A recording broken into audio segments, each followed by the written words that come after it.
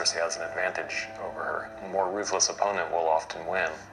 Your Grace, nothing scrubs bold notions from a man's head like a few weeks in a dock cell. I meant what I said. I wouldn't say she's acting like the Mad King because it's rational. She's giving them a choice and they choose not to bend the knee to her, and she accepts that choice and she does exactly what she told them she'd do. You know, from her standpoint, she's not acting insane in any way. She's just being tough, which is what she needs to be to win. That's one perspective. Tyrion has a different perspective, and hopefully people watching it will have their own, and they'll decide for themselves whether they think what she did was just or immoral. Dracarys.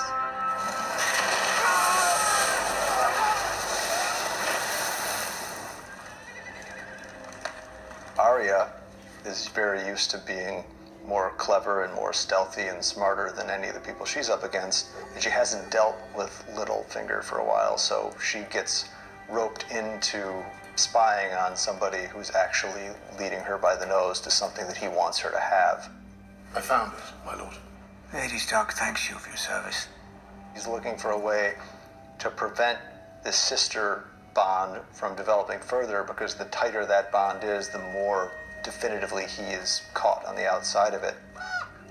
On the Sansa end of the relationship, he's seen the opening, and now all he needs to do is give Arya cause to display real rage towards Sansa, and he knows full well that with what's going on in Sansa's head with regards to Arya and how dangerous she is, when Arya starts to act dangerous and act angry, he knows where Sansa's going to turn.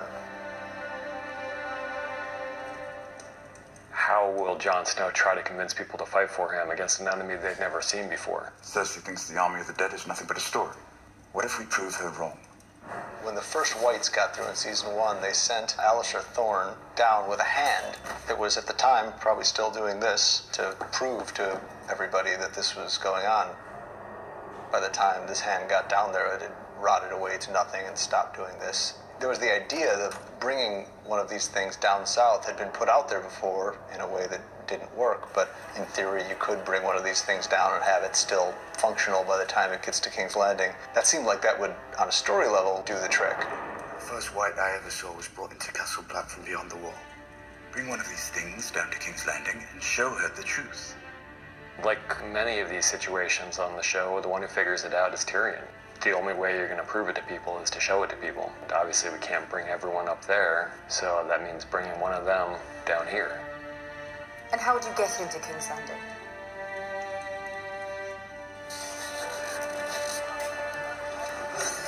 Wasn't sure I'd find you. Thought you might still be ruling. Gendry played an important part in the lives of more than one main character in the show. It wasn't so much a question of whether to bring him back as it was how to bring him back.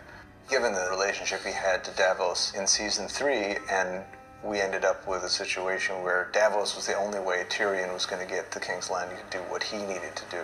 We realized that Davos could either be sitting, waiting by the boat, twiddling his thumbs, or he could go and look for the guy who ended up being almost like a surrogate son to him. His role just kind of took shape from there. I'm Robert Baratheon's son. Bastard son.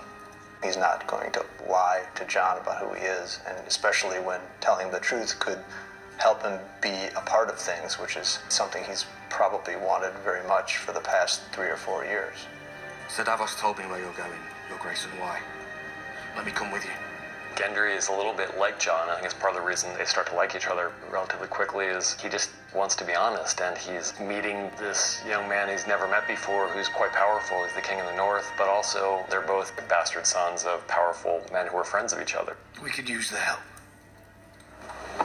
The end of 5, where you get the whole team together, within 2 minutes you realize that everybody has a good reason to hate everybody else.